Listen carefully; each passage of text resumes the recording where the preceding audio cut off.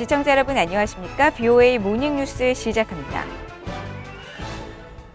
영국 국방부가 최근 동중국해에서 유엔 안보리 대북 결의, 즉 대북 제재 위반 선박들의 증거를 확보했다고 밝혔습니다. 북한의 핵 미사일 개발 시험에 따라 국제사회가 결의한 대북 제재를 위반하는 정황을 구체적으로 확보해 유엔에 증거로 제공한 겁니다. 첫 소식 박동정 기자가 보도합니다. 영국 해군 호위함 리치몬드호가 최근 동중국해에서 유엔의 대북 제재를 위반하는 선박들의 증거를 확보했다고 영국 국방부가 밝혔습니다. 영국 국방부는 26일 성명을 통해 리치몬드호가 동중국해에서 유엔의 대북 제재 감시 작전을 수행하던 중 제재 위반 선박들의 증거를 확보하고 다른 관심 선박들에 대한 최신 정보를 수집해 유엔 집행조정실에 영상과 사진 증거를 제공했다고 밝혔습니다. 그러면서 이번 작전은 이달 초 종료됐으며 영국 해군이 유엔의 대북 제재 감시와 집행 활동을 지원한 것은 2019년 이후 처음이라고 지적했습니다. 벤 월러스 영국 국방장관은 성명에서 리치몬드호가 유엔 제재를 위반하는 것으로 의심되는 선박들을 확인하고 유엔 집행조정실에 등록하지 않은 미신고 선박들을 추적했다고 설명했습니다. 영국 국방부는 그러나 제재를 위반한 선박들에 대한 정보를 자세히 공개하지 않은 채 다양한 국적의 여러 선박들이라고만 짧게 언급했습니다. 앞서 미국 국무부 대변인실 관계자는 지난 13일 VOA에 북한은 유엔 안보리 결의에 위배되는 제재를 회피하면서 불법 대량 살상 무기와 탄도미사일 프로그램에 자금을 계속대고 있으며 특히 선박 정체를 속이는 선박 세탁 수법을 계속 사용하고 있다고 지적했었습니다. 미국의 민간단체인 선진국방연구센터도 지난 9일 보고서에서 대북 제재 회피 의심 선박이 해당 선박에 부여된 고유 식별 표식이 아닌 정상적으로 보일 수 있는 다른 표식을 확보하는 수법으로 제재를 회피하고 있다고 밝혔습니다. 그러면서 이런 수법은 선박 외관을 바꾸거나 선박 자동 식별 시스템으로 가짜 데이터를 보내는 기존 수법보다 더 정교해진 것이라고 지적했습니다. BOA 뉴스 박동정입니다. 핵과 미사일 개발에 자금을 대기 위한 북한의 지속적인 제재 회피 행위가 국제사회와 아프리카 국가들에게 심각한 안보 위협을 제기하고 있다고 미국의 민간 연구단체인 랜드연구소가 지적했습니다. 랜드연구소는 북한의 제재 회피 수법을 다룬 최근 보고서를 통해 북한의 계속되는 핵실험으로 국제사회가 대북 제재 강화 조치를 취해왔지만 북한의 회피 능력도 갈수록 진화하고 있다면서 북한이 제재 회피를 통해 현 체제를 유지하고 핵과 탄도미사일을 개발하기 위한 자금을 대고 있다고 평가했습니다.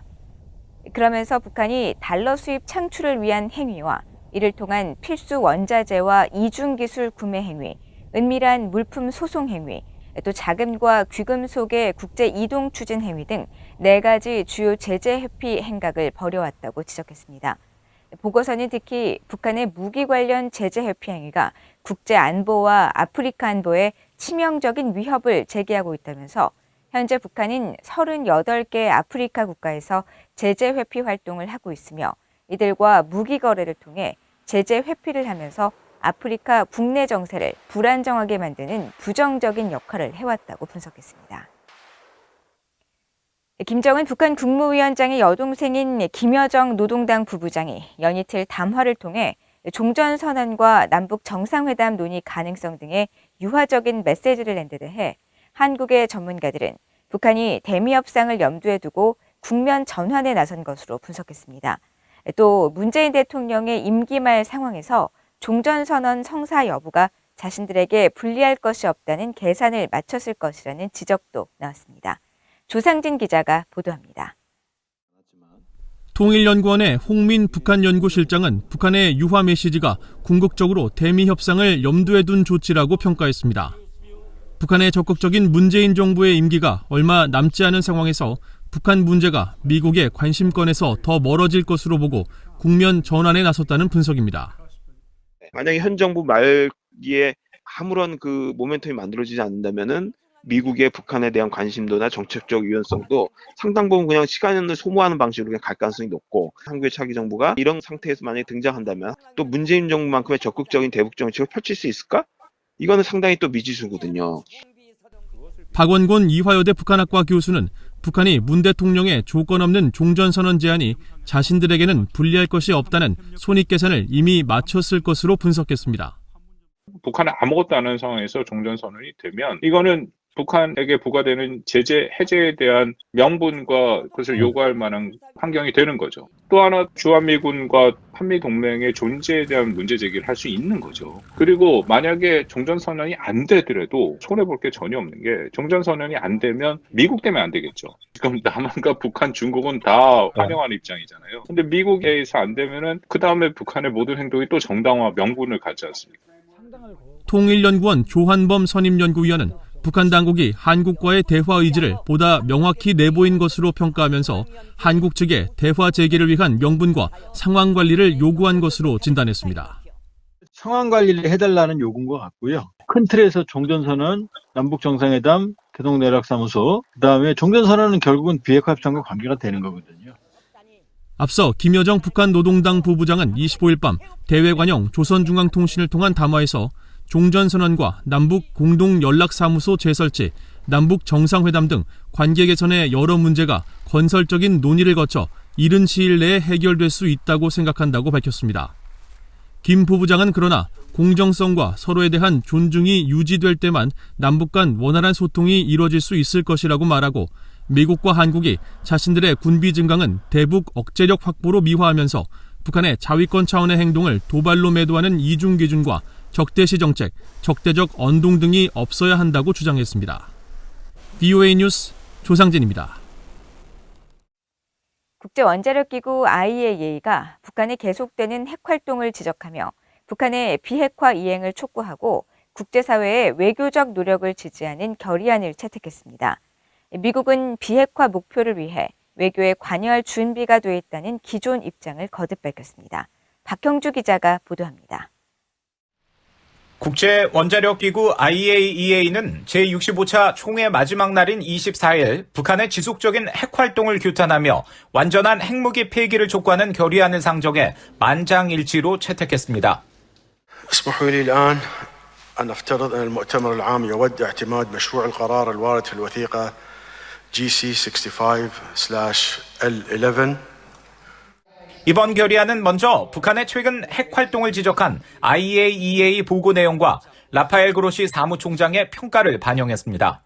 IAEA 회원국은 북한 영변 5메가와트 원자로 가동과 방사화학실험실의 재처리 작업과 일치하는 새로운 징후가 나타났고 북한의 이런 활동은 큰 문제이자 심각한 우려 사안이며 유엔 안보리 관련 결의에 대한 명백한 위반으로 유감이라는 그로시 사무총장의 평가에 주목한다는 것입니다.